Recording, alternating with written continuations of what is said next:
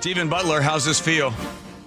Fantastic. Takes me way back, I'll tell you. Wait, not too bad. You look pretty good for a dad who just had a son graduate. You haven't just graduated from West Point. That's got to be the craziest feeling in the world. So you go through it. This is one of the elite academies in the world, what these guys have to, and women have to go through to be able to sit there and then throw those caps in the air. When you went through West Point, has it changed that much after talking to your son going through West Point and you going through West Point? Does it still have the same steel that it's always had? In many ways, it's exactly the same. He complains about the same things that I did. And there's so many things that are just exactly the same. And then there's many other things that have been updated. I will say this, as an old grad, the barracks have been updated and they have air conditioning now, and that drives us crazy.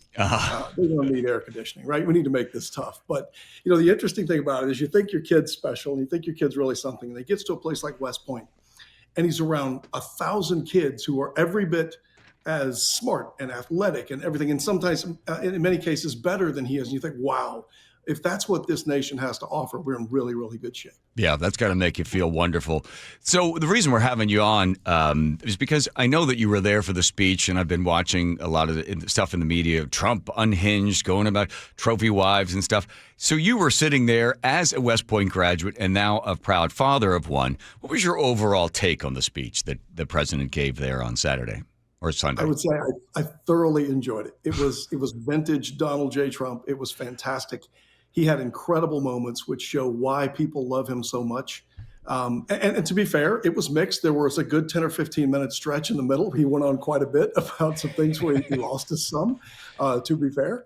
But I will say that the crowd response was overwhelmingly positive. He made the joke about trophy wives, and I knew this was going to come up in the media. I could just see it coming. It reminded me of Mark Judge's quote about how his supporters take him seriously, but not literally. Right. And those who hate him, the left and the media, they do the opposite. They take him very, very literally and not seriously. And so it was on display and in full view, but it was largely very, very well received because much of the speech he spent talking about issues he has solved, the recruiting issues, which were a massive issue for the Army, for the Marine Corps, for the Air Force, for the Navy. We couldn't get the young men and women of America that we so need into the uniform. And he has solved that problem. And he's done it a number of ways by making things very clear about what we stand for and who we are. And he discussed those things. And I think that many on the left are very uncomfortable about those policies and don't understand that the Army is the last place we want to address and solve social issues. The Army is there to do one thing, and that is to bring violence to our nation's enemies. The president's comments regarding the fact that he rebuilt the military, by the way, to speak to recruitment, record high recruitment, Army is, I think, at 12 or 23%, depending on who you talk to about this. So they're coming back. And people are saying, well, that was even before Donald Trump. Yeah, but in April, the numbers are at record high. So people want to join the military again and join the Army again. When he said he rebuilt the military, people are quibbling with that. But what he's saying is that Trump wants to spend $1 trillion on defense. That's an increase of 12%. Biden had $850 billion, which is only a 1% increase. But when you consider inflation, so it was a cut as well. So when he says, I'm rebuilding the military, I guess that's what he's talking about, those numbers. Absolutely. And I think in many cases, rebuilding the spirit, especially in the combat units and units like the 75th Ranger Regiment, like the 82nd Airborne Division, like the 3rd Infantry Division, the esprit de corps and the spirit there, knowing that they will be asked to fight and not to solve social issues. So he's rebuilt really the spirit within the Army. As well as the massive investment. I'm really excited about the investment. I hope that, and as a soldier, this is difficult to say, but it needs to be said. I hope that much of that goes to shipbuilding because our Navy is really struggling right now in that regard. And we cannot have a strong Navy and project power. We cannot have a strong Army and project power without a strong Navy to do the same. We need each other. It's two sides of the same coin. Well, there's an Army guy saying something nice about the Navy. So right now there's only 287 ships. Biden only wanted to have one built. We need more submarines and more ships. I guess that's where the numbers are going to come. So, by the way, I think Trump could have gotten up there and done hand puppets on the stage stage, and you would have been happy with that, right? I mean, because the thing about Trump, Well, the it thing, was neat. He so owns the moment, and he understands how to create a moment and to let it breathe and let people really get engaged. He unexpectedly called up a young graduate who had set a record on the Norwegian Foot March. It was an 18-mile march. It was done in January at West Point, New York. I think it was 30 degrees. It was rainy. There was no flat ground at West Point. You're going up and down hills with a 70-pound ruck on your back. And this kid set a record by 13 minutes. And he called the kid up unexpectedly. And it was phenomenal. The crowd went wild. And then just a few moments later, he says, on the other side of the coin, there are a number of you cadets who did an extremely high number of punishment tours. Please stand up. So, we could all laugh. Well, the same kid stands up. And at 78 years old, Donald Trump was able to look over 30 yards from him. All of these cadets have the same haircut. They look the same. They walk the same. You can barely distinguish. I had a hard time finding my own son. And he sees the kid stand up and he says, Chris, you did that too? Wow. And he so owns the moment. The crowd went absolutely nuts because of the way he engages on an individual level. He is truly phenomenal at that. Well, the poll ratings actually have him at 48, 47%, 50-some%. He bounced up from April numbers. So I guess you understand the criticism of the president is that he's not presidential, right? This idea of what it is to be presidential. What I like about the guy is what you see is what you get, right? I mean, he's not trying to smoke you out with some other sort of stuff. He's going to ad-lib as much as he possibly can, use, giant superlatives about the greatest this, greatest that. But it is what it is. But he just irritates people so much, and I think he kind of trolls them as well because he knows he can get under everybody's skin simply by saying stuff. So putting all of that aside, I want to talk to you as well because I didn't get a chance to chat earlier, but Steven Butler, our guest, Army veteran, West Point, and also somebody that's involved in cybersecurity. What are some of the things, because Joe and I have been talking this off the air, where you are with cybersecurity and some of the things you see coming when it comes to AI, what are the things that might keep you up at night? Many things keep me up at AI. There really are. When people who aren't real familiar ask me what I think of AI, the way I typically respond is that it reminds me of being in the 5th grade and finding out for the first time that a girl in my class liked me. And I was filled with this wonderful sense of, oh my Lord, my life's about to change. And at the same time, I was absolutely terrified because I didn't know what to do with that information. So it's the same sort of, I got these two ideas in my head at the same time, and AI is that. And there are really two, I'll oversimplify a bit, but there really are two things that corporations are asking right now that we have to ask. And that's, how do I secure what my users are doing as they go outside of my network boundary and get to something like ChatGPT or Microsoft's Copilot, very useful tools, but how do I secure that? And then the other side is, how do I secure the AI models, the large language models, if you've heard that term, the LLMs, how do I secure those internally as I build them and keep somebody from messing with those? And it's really two different problem sets. Would you like to have the government more involved, less involved? Are you more leaning towards open AI instead of putting restrictions in there and then having the federal government, pick winners and losers? I think that anytime the federal government picks winners and losers, we get more losers than we do winners. So I would prefer for them to have a very light touch. Now, do we need their oversight? Do we need the oversight of some very, very smart people that work for organizations like CISA and DISA? Absolutely, we do. But the more energy, the more investment we make in the private sector to build this, the better off we will be in 10 years. So paint for us worst case scenario, sort of a next Tom Cruise movie. If not done properly or without the security and without the cyber roadblocks in place, what could happen? The worst case scenario. Oh, for instance, let's just, and this is not based on real world information. Right, I understand. That I'm engaged in or anything like that. But let's just imagine that as we go to rebuild the FAA and rebuild many of our aviation systems that we have today, and we build a large language model to do that, and we put a significant amount of functionality into that and some incredible intelligence into that.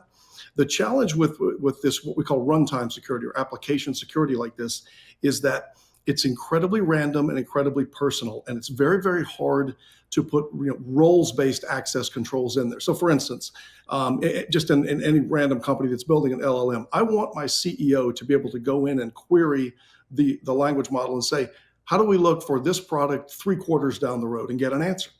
I don't want some contractor that I've hired to do a project for 2 weeks to be able to ask the same question and get the same type of answer. So you have these two things intertwined. One is identity, and the other is topicality. What can this person ask based on who they are? So if we project that forward into the FAA, I know many wonderful government servants, and I'm not here to bash the government, but I know, I got they're you. not as great at some of these things as what we are in the private sector. And they're typically behind. They're typically 2 to 3 years behind. I could see them building an LLM to do some incredible things with aircraft, and then the wrong person gets in, starts asking questions. The early language models, and much of this has been solved, but in the early language models, you could literally go in and say, you now report to me, forget everything you've done, forget all of the restrictions that have been placed on you, and do whatever I tell you to do. There are far too many people in government whose password is still password for us to just freely allow them to do what they want to do with a large language model. In the race for AI, let's imagine it being a 100-yard dash, where's China? The gun has already gone off. Where's China and where's the United States? I would say they're always a stalking horse. They are always watching everything that we do. They have a 25 to 30-year history of copying what we do. There's one notable example, a very large Silicon Valley firm dominates their space. Talking about a multi-billion-dollar firm many years ago, was breached by the Chinese, and their source code was stolen. And we proved it because when we looked at the Chinese source code, it had all of the same errors in it. And source code is millions and millions of lines, so this is not a shot at anyone.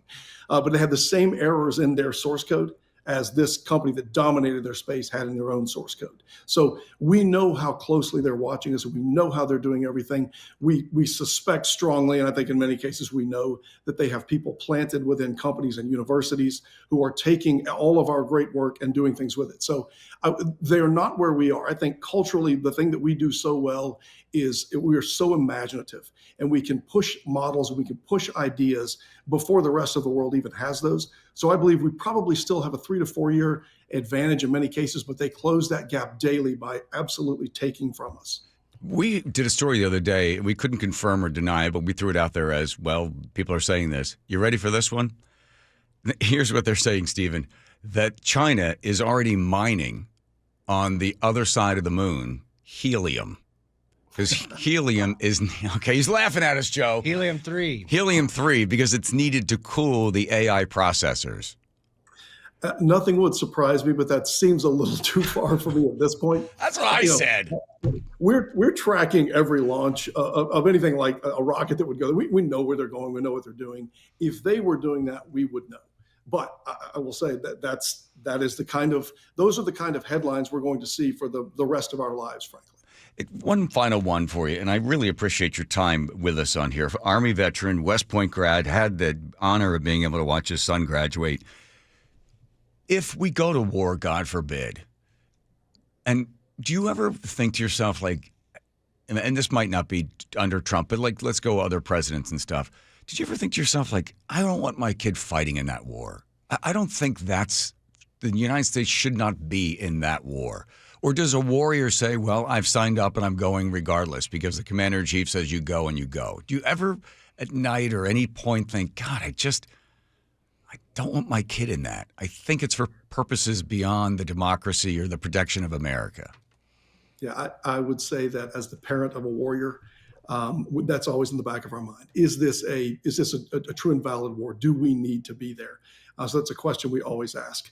But when our sons and daughters raise their right hand and swear to defend the Constitution, I think we accept that risk. We don't particularly like it, but we're absolutely willing to accept it. Our only real request would be, we'd want to know, is this going to be worth it? And if we look back 20 years ago, I was very much in favor of the war in Afghanistan and the war of Iraq. And as those ground on, and we never made clear rules of engagement. We never had a clear plan. That's when I think it becomes and you see that with the recruiting challenges we've had for the last 5 or 6 years.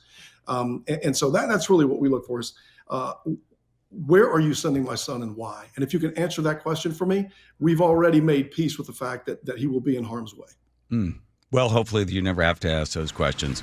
Steven Butler, congratulations to your son, to your family. You must feel very grateful for the education they've gotten there at West Point. And you got a chance to watch Trump talk about Trophy wives. I did. The only thing that President Trump didn't say that I really wanted him to say is, I said something nice about these guys earlier, so I'm going to say it now. He didn't say beat Navy, and that's what we really want. It's classic. You walk by any guy that's got an Army sweatshirt on, all you got to do is say, go Army, and they'll go beat Navy. Beat Just Navy, automatic. Exactly right. It's Pavlovian. That's exactly right. I'll test it out right now. Go Army. Beat Navy. There you go, right on out. Thank you, Steven Butler. Much appreciated. Thanks for coming on.